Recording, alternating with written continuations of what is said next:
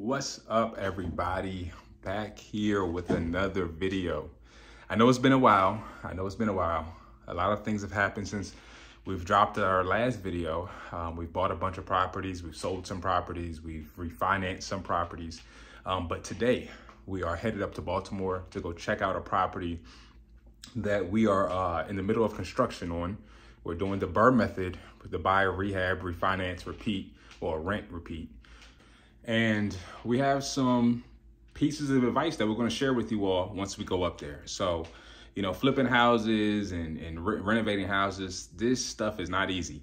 But I'm here to share with you all the things that I've learned and all the things that we go through so you all don't have to make those same mistakes, or so you can take advantage of the same things that we've learned.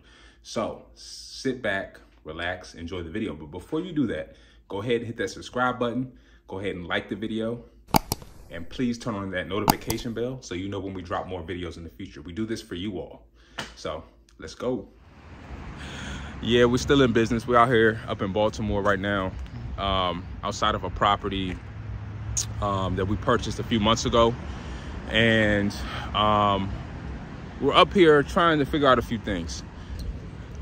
So we just had an inspection with our bank for our draw payments, and everything went well there, but we're at a standstill, man. We're at a standstill with the project, and I'm gonna tell you why once we get inside. But let me show you all the property. So right now we're under construction. We're about halfway done with construction. It's the property. It's on a really nice block. Across the street from a park.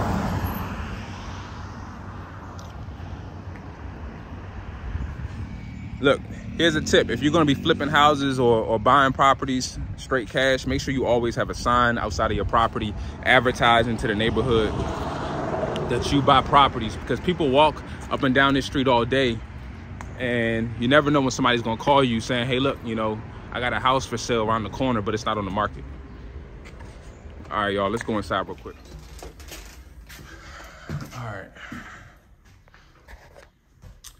All right, y'all, so give y'all a quick tour. Here's the fireplace. So right now, this is like the living room area.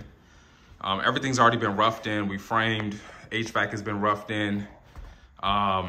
We got new windows up. We just got them covered right now. This is a new fireplace we put up. This is gonna be like the centerpiece of the living room. Over here, this is gonna be a half bathroom, a powder room. So we didn't really know where we were gonna add a bathroom, but in this house when we purchased it was only a 3-bed, 1 bath. So the house was only a 3-bed, 1 bath when we bought it. So our process for Baltimore is we turn every house into a 4-bed, 2.5 bath house if we can. That way we can maximize the value of that property. So we purchased this property for about $90K, but the ARV on this property is $275. So, well, the ARV for a 4-bed, 2.5 bath house is $275. So we have to ask ourselves, how are we going to get this property to its maximum value today? And the maximum value is a 4-bed, 2.5 bath. So we added a bathroom and a half in this house, and a bedroom. So we're taking it from a 3-bed, 1 bath to a 4-bed, 2.5 bath house. So we added a bathroom or a powder room right here. This is where we added the powder room right here. You walk in, there's gonna be a toilet there, there's gonna be a sink, and that's it. Now here's the kitchen. We're gonna have cabinets going along that wall and the appliances, and then upper cabinets as well. Right here is gonna be a kitchen island. We're gonna have the sink here. We're gonna have a dishwasher and some more cabinetry with countertop space. We're gonna put a pantry over there. And you're probably asking why that pantry's not framed out yet. We're actually just gonna buy a cabinet pantry. So they already come made. And then right here is gonna be your dining room. So we're gonna put a nice chandelier. Put a nice chandelier right there. All these wires you see hanging, this is all the electrical. These are all the recessed lights that are gonna come in to the property. And since we're talking about electrical, let me give you all a piece of advice. if you are buying houses in Baltimore City, please take this advice. This is going to save you a big headache. Before you buy a property, you need to find out how much amps or how many amps the property has in power. So what you do is you go downstairs, or you find the electric box, you open up the electric box, and on the main switch shut off, there will be a number on that. Now, that number will sometimes, in most cases, say 100. Your goal, or you're hoping that you have more than 100, because the new standard for construction is 200. So now you need 200 amps coming into the house. And what that means is you have more power coming out of the house. See, back in the day when these houses were built, they were only built with 100 amp powers, because back in the day that you didn't have much power coming out of a house. You only had electrical switches and outlets. Now you have everything is running off of electric. You have microwaves, you have ovens, you have electric hot water heaters, you have a furnace, which is your AC system. You have recessed lights. You have all these fixtures that need electricity, and the house has to have enough power to support it. So if your house has 100 amps, which most of these old houses in Baltimore have, you have to increase that to 200 amps. Now, the reason I'm telling you that is because you have to go through BG&E to get that done. You have to hire an electrician. And then you also have to call BG&E to let them know, hey, look, I'm going to increase the power of my property. I need you all to put in a service request for somebody to come out and identify where they're going to put the new meter. And that's another thing. Baltimore City, most of the houses, especially if the house hasn't been remodeled in the last 10 to 20 years, or really just the last 10 years, the electric meter is usually in the basement.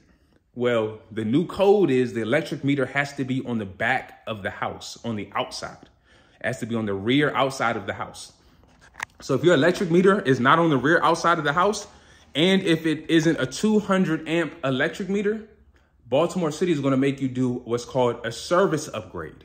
And that service upgrade takes time. You have to notify them through an application. They have to come out. They have to draw up where the new meter can is going to go. And then you have to hire an electrician to run the new service cable to that new meter can location. And then you have to let BG&E know. And then what they'll do is they'll inspect it. And then you also have to get the city to inspect it and approve it. And then once that is done, then BG&E will put you on the schedule to run a new service line and add a new meter can to your house. That whole process could take 3 months. So you want to know that before you buy a house, because you need to start that process at the beginning. You don't want to start that process at the end. So I tell y'all I tell you all this so that you all can avoid this headache. So when you buy a house in Baltimore City, you need to know 2 things. How many amps is running to the electric panel? Is it 100? Is it 150? Or is it 200? If it's 200, you're good. And then also, where is the electric meter located? If the electric meter is in your basement and you have to increase your amps from 100 to 200, then you need to go through a service application with Baltimore City. Well, I'm sorry, with BG&E. If your meter is on the back of your house and you have a 200 amp panel, you're good. You're good. You're golden. You don't have to involve BG&E. But if it's not upgraded to the new code, you're going to have to go through it. And trust me, trying to work around it and not involve them is not worth it. Trust me. I know through experience that they will come out. If you try to work around them, they will come out and they will cut your power from the actual street. And then you have no power. Ain't nothing you can do from there. You definitely got to call them to get it fixed. So just go ahead and get that done at the beginning of your projects so that you can avoid a lot of time and a lot of headache. All right, y'all, let me give y'all the rest of this tour. All right, so that's the basement. We don't have any power yet, so I'm not gonna take you down there, but the basement is gonna have a bedroom. The basement is gonna have a bedroom and a full bathroom down there, and it's already down there. The strategy with this house is to buy, rehab, rent, and then refinance. We're actually gonna keep these stair railings. They're pretty good. They're pretty sturdy. We're just gonna put a fresh coat of paint on them. So we've got 3 bedrooms up here. I'll show you all the bathroom. So we already ran the tile, came out really nice. And the tub and the shower tile is in. So this bathroom is halfway done. We just now have the drywall.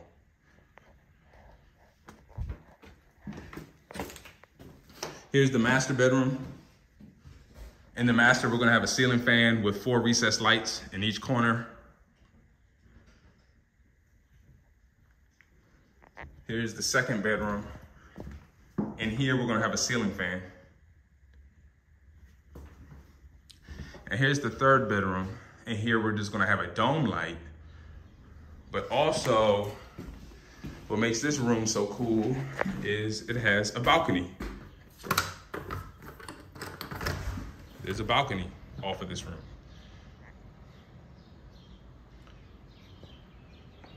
Which is pretty nice. Gives you a nice view. You can sit out here, have some coffee and chill.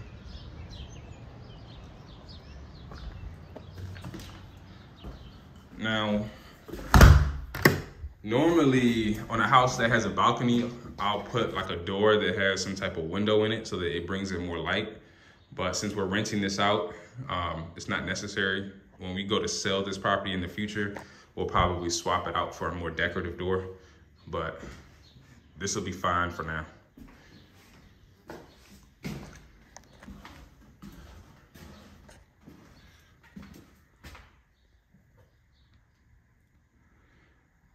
All right, so we've been in this project for about 3 months so far.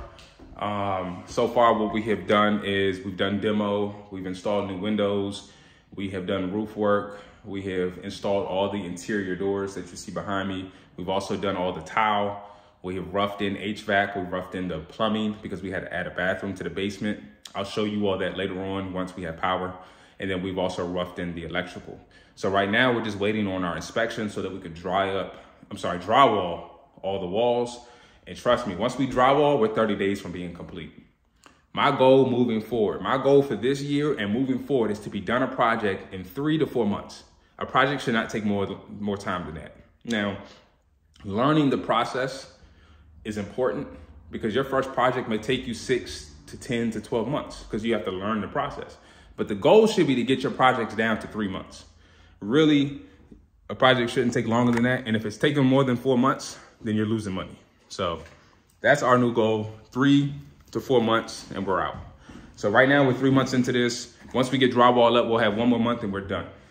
All right, y'all, so that's pretty much it for today. Hopefully you all learned something. The purpose of my videos is to teach you all so that you all can go out there and take action and go out there and take the things that you've learned from my experiences and apply them to your business so you don't have to make these same mistakes, or you can take advantage of the same things that we take advantage of. So learn from us so you don't have to learn the hard way. All right, y'all. Till next time, peace.